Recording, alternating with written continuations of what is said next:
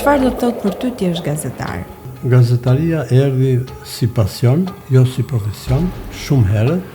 Paguajta 18 lek fotografin, i bëra një fotografi, e pash me një shënim dhe ja dërgova revistës Sosteni.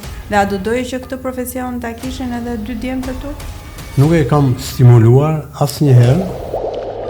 Për vete, nuk do zgjidhja tjetër profesion, edhe pse kanë patur kosto të jashtëzakonshme.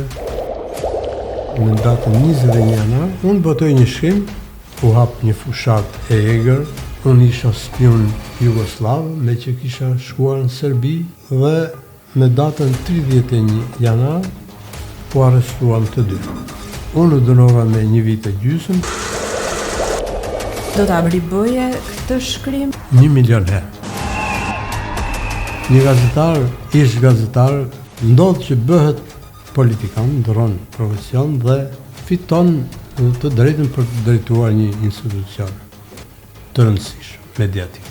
Bën një shkrim duke më bërë akuza nga më të tmerrshmet dhe më të fortat fëmijët e mi, gruaja ime, miqtë e mi, shokët e mi, si mund ta perceptojnë diçka që nuk ka fare lidhje me mua. Po kjo po ndodh rëndom dhe nuk mendoj se kjo ka lidhje më me gazetarinë.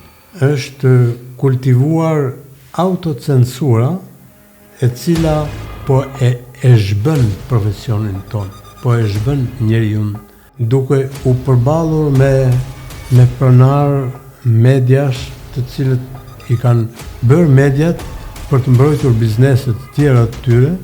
Gazetarët, shumë prej tyre, ata din interesat e pronarit, interesat politike të pronarit, interesat ekonomike, nuk po themi social-kulturore të tyre, sepse nëse një mesazh me 5 fjalë e shkruajnë pa një gabim, atëherë janë në rregull. Dikur kishin gazetarë që bëjnë gazeta, sot ka gazetarë që bëjnë pallate. Kjo është e gjithë.